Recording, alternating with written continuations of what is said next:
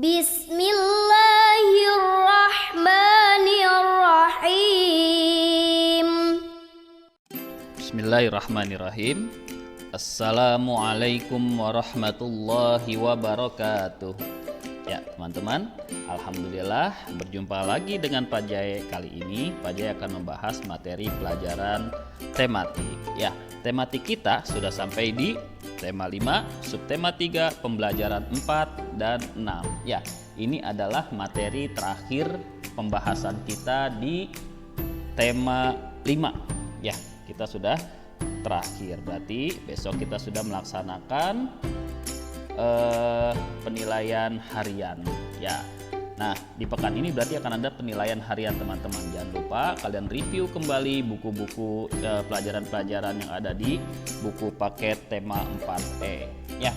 Kita akan kembali membahas pembelajaran di subtema 3, yaitu pembelajaran 4 dan 6. Namun sebelum itu, seperti biasa, sebelum belajar kita buka dengan berdoa.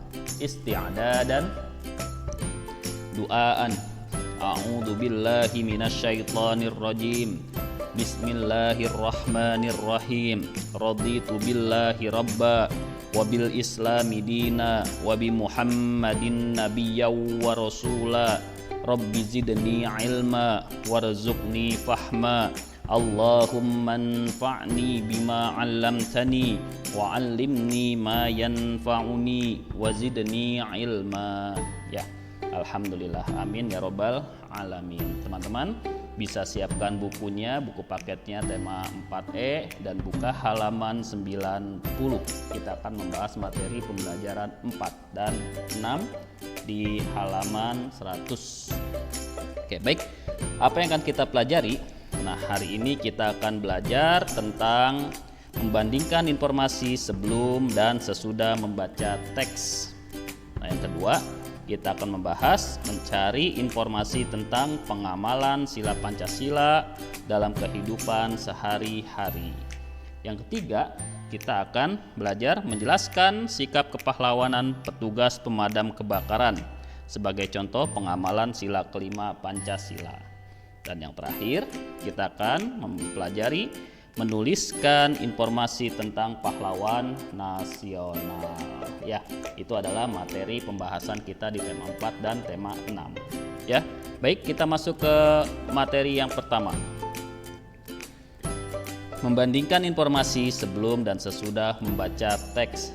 Ya, ketika kita membaca sebuah teks, biasanya kita sudah memiliki beberapa informasi tentang isi teks. Nah, sebagai contoh, misalkan kita membaca teks tentang seorang pahlawan.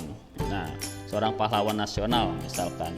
Kita mungkin sudah mengetahui siapa pahlawan tersebut dan juga bagaimana kisah atau biografi dari pahlawan tersebut. Dan setelah membaca teks yang kita baca tentang pahlawan tersebut, nah biasanya kita akan mendapatkan informasi tambahan dari teks yang kita baca. Atau mungkin jika memang informasinya itu aja, paling tidak kita mengetahui bahwa berita tersebut adalah benar, kisah tentang pahlawan tersebut adalah benar dan dapat dipertanggungjawabkan.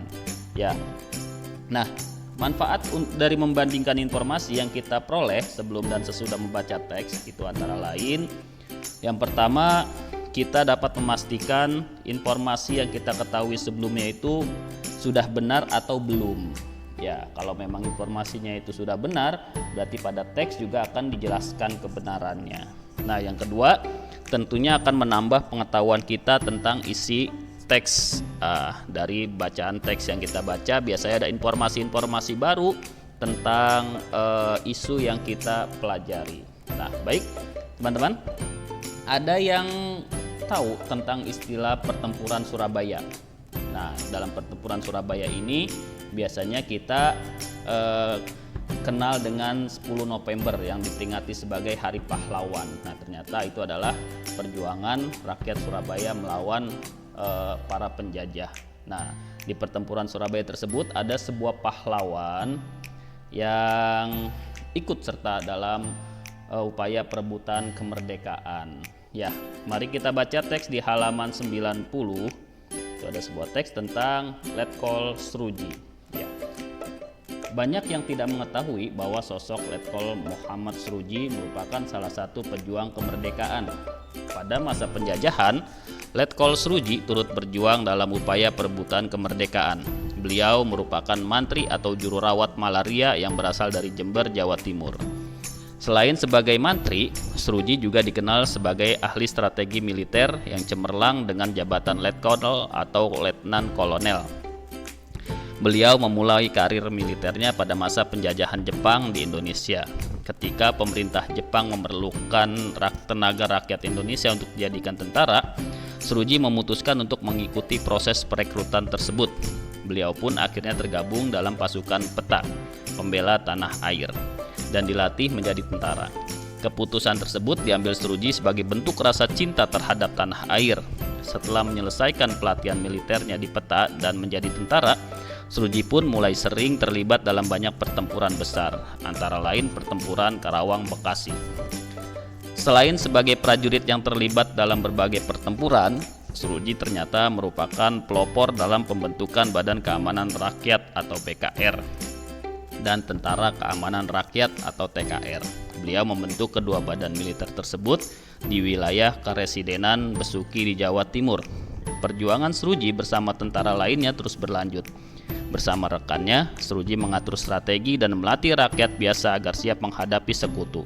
Hal tersebut dilakukannya saat sekutu menggempur Surabaya. Pada pertempuran 10 November di Surabaya, Sroeji memimpin pasukannya menghadapi tentara sekutu. Sroeji bersama pejuang lainnya keluar masuk hutan dengan membawa sejumlah besar rakyat. Selama melakukan pertempuran, Sroeji meyakini bahwa perang terbesar bukan melawan musuh. Perang terbesar yang harus ia hadapi adalah perang melawan diri sendiri. Dengan keyakinan tersebut, Sroeji membulatkan tekadnya untuk menjadi pejuang yang tangguh bagi bangsanya. Sroeji melakukan itu agar generasi selanjutnya tidak perlu mengalami penjajahan seperti yang dialaminya dan bangsa Indonesia saat itu. Ya teman-teman, itu adalah teks tentang Letkol Sroeji. Ya. Nah, informasi apa yang kita dapat tentang Letkol Sroeji? Ya, itu banyak ya. Ternyata beliau adalah salah satu pejuang kemerdekaan. Nah, dia juga berjuang yang merupakan awalnya itu sebagai mantri atau juru rawat yang berasal dari Jawa Timur. Nah, lalu beliau tergabung dalam Peta, pembela tanah air. Lalu beliau pun terlibat dalam berbagai pertempuran dan beliau merupakan pelopor dalam pembentukan Badan Keamanan Rakyat atau disebut dengan BKR dan Tentara Keamanan Rakyat atau TKR. Nah, beliau itu membentuk badan militer tersebut di wilayah Karesidenan Besuki di Jawa Timur, dan beliau juga yang memimpin pasukan pada pertempuran 10 November di Surabaya.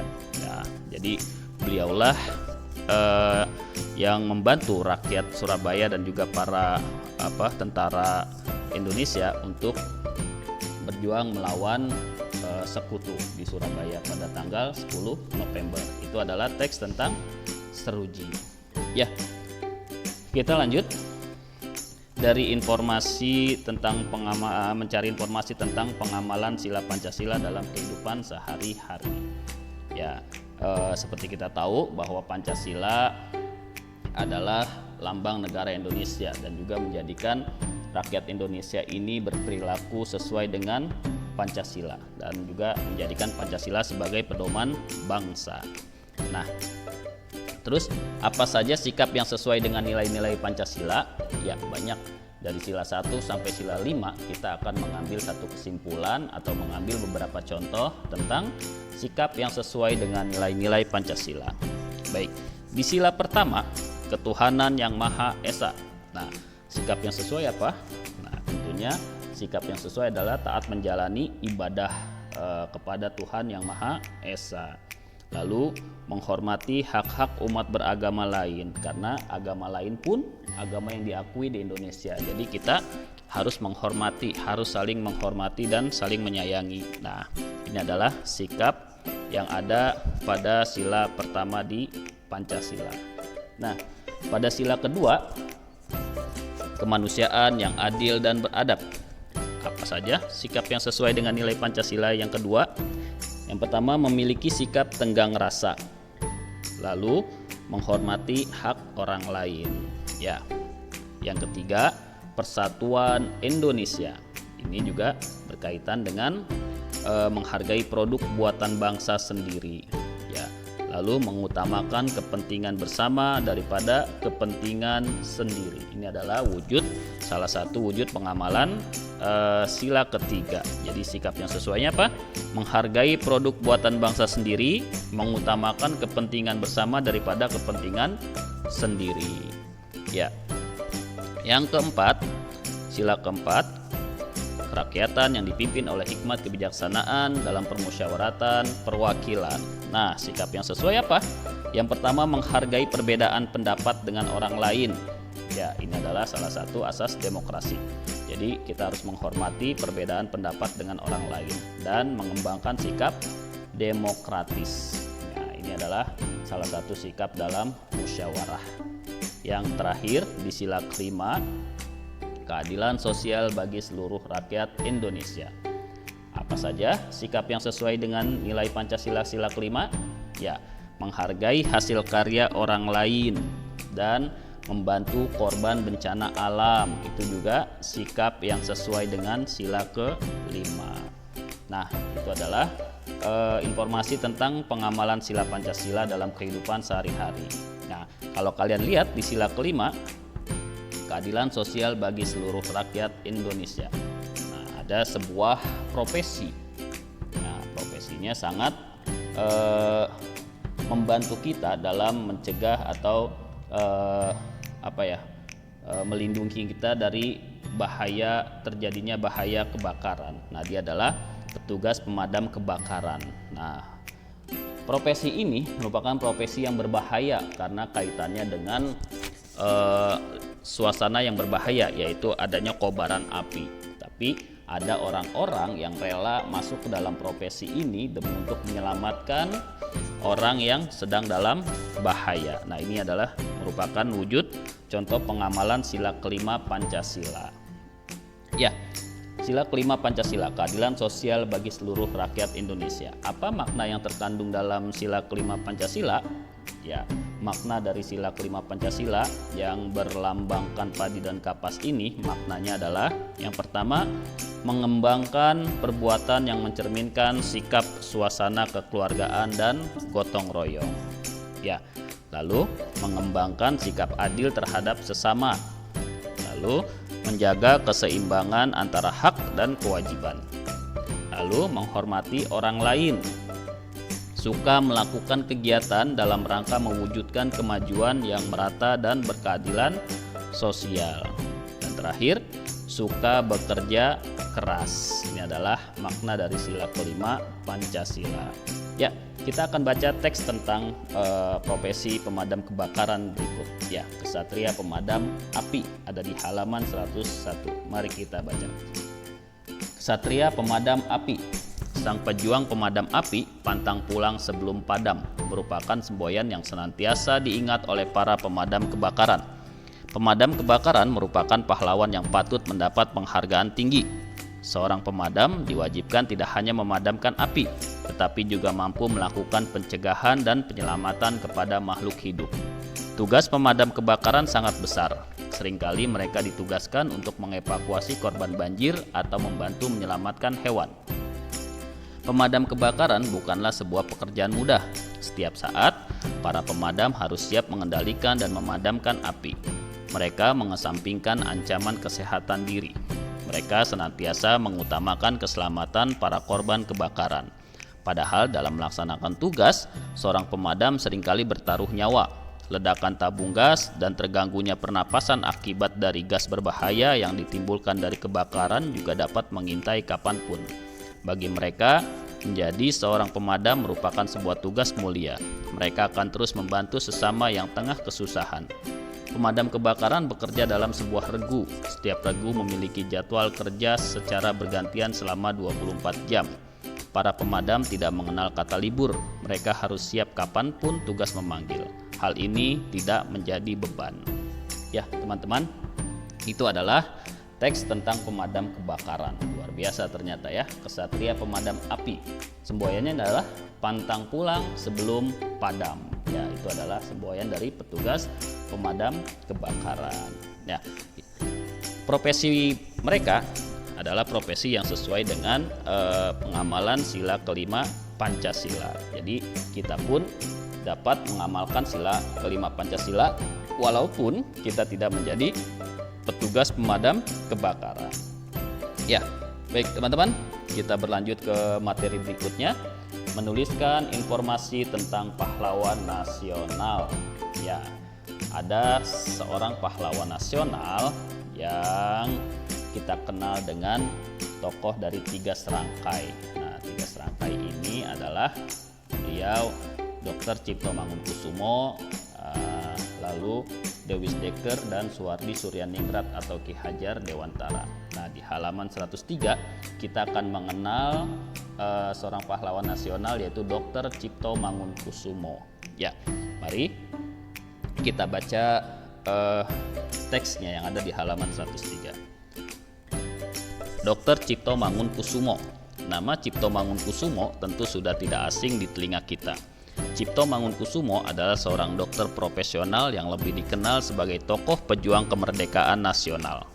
Sebelum aktif berjuang, beliau dulunya bekerja sebagai dokter pemerintahan pada masa penjajahan Belanda. Namun, semakin lama hati nurani Dr. Cipto Mangunkusumo terusik oleh begitu banyaknya penderitaan yang dialami rakyat akibat penjajahan Belanda. Dr. Cipto Mangunkusumo pun menulis karangan-karangan yang menceritakan penderitaan rakyat akibat penjajahan Belanda. Akibat tulisan tersebut, beliau mendapat teguran dari Belanda karena dianggap menanamkan kebencian terhadap Belanda. Beliau akhirnya memutuskan berhenti dari pekerjaannya agar lebih bebas berpendapat. Setelah berhenti, Dr. Cipto Mangunkusumo semakin gencar melakukan perjuangan. Pada tahun 1912, beliau bersama Dewi Dekker dan Suwardi Suryaningrat atau Ki Hajar Dewantara mendirikan Indische Partij yang bertujuan mencapai kemerdekaan Indonesia. Kegiatan beliau yang selalu berseberangan dengan Belanda membuat dirinya sering ditahan dan dibuang di berbagai pelosok negeri. Meskipun demikian, beliau selalu menemukan berbagai cara untuk melanjutkan perjuangan. Misalnya, menjadikan rumahnya sebagai tempat berkumpul, berdiskusi, dan berdebat para tokoh pergerakan nasional. Ya, teman-teman, ini adalah informasi tentang Dr. Cipto Mangunkusumo yang merupakan pahlawan nasional Indonesia. Dari teks yang sudah kita baca, informasi apa saja yang sudah kita dapat? Ya, jika kalian sudah memahami informasinya, berarti kalian bisa menjawab pertanyaan yang ada di buku. Apa saja pertanyaannya? Ya, baik. Yang pertama, apa nama partai yang didirikan oleh Dr. Cipto Mangunkusumo? Ya, di teks dituliskan bahwa partai tersebut adalah Indische Partij. Ya, beliau mendirikan partai tersebut bersama Dewi Dekker dan Ki Hajar Dewantara. Tujuannya untuk apa? Tujuannya adalah untuk mencapai kemerdekaan Republik Indonesia. Ya. Pertanyaan yang kedua, apa saja yang telah dikorbankan Dr. Cipto Mangunkusumo demi membela kepentingan rakyat? Ya, dari teks yang telah kita baca, Dr. Cipto Mangunkusumo mendirikan partai untuk mencapai kemerdekaan Indonesia. Lalu menggunakan keahliannya sebagai dokter untuk menolong rakyat yang menderita. Dan yang ketiga, menjadikan rumah tinggalnya sebagai tempat pergerakan nasional, sebagai tempat berkumpul, berdiskusi, dan berdebat dari para tokoh pergerakan nasional. Nah, ini adalah pengorbanan Dr. Cipto Mangunkusumo demi membela kepentingan rakyatnya. Ya, pertanyaan yang ketiga apa? Apa yang menyebabkan Dr. Cipto Mangunkusumo ditahan? Ya, dari teks yang sudah kita baca, beliau ditahan karena dituduh menebarkan kebencian rakyat terhadap pemerintahan Belanda. Ini adalah tuduhan provokasi, ya, menebarkan kebencian dari rakyat kepada pemerintahan Belanda. Dan setelah itu juga beliau sering ditahan karena melakukan kegiatan yang berseberangan dengan Belanda. Jadi Belanda ini tidak suka ada kegiatan-kegiatan yang menentang pemerintahan Belanda. Nah, ini adalah sekilas informasi tentang Dr. Cipto Mangunkusumo. Kalian bisa lihat lagi informasinya, bisa gali lagi informasinya melalui teks yang kalian dapatkan dari internet ataupun dari buku-buku tentang perjuangan para pahlawan. Nah, itu adalah salah satu teknik menggali informasi tentang pahlawan nasional. Ya, teman-teman, itu saja materi yang kita bahas kali ini. Demikian pembelajaran tematik kita kali ini. Semoga apa yang Pak Jai sampaikan bermanfaat dan dapat menambah pengetahuan kalian. Baik, untuk itu kita tutup pembelajaran kita kali ini dengan baca hamdalah. Alhamdulillahirabbil alamin. Doa kafaratul majlis. Subhanakallahumma wa bihamdik, asyhadu an la ilaha illa ant, astaghfiruka wa atubu ilaik. Ya, dari Pak Jai cukup sekian. Kurang lebihnya mohon maaf. Billahi taufiq wal hidayah. Wassalamualaikum warahmatullahi wabarakatuh.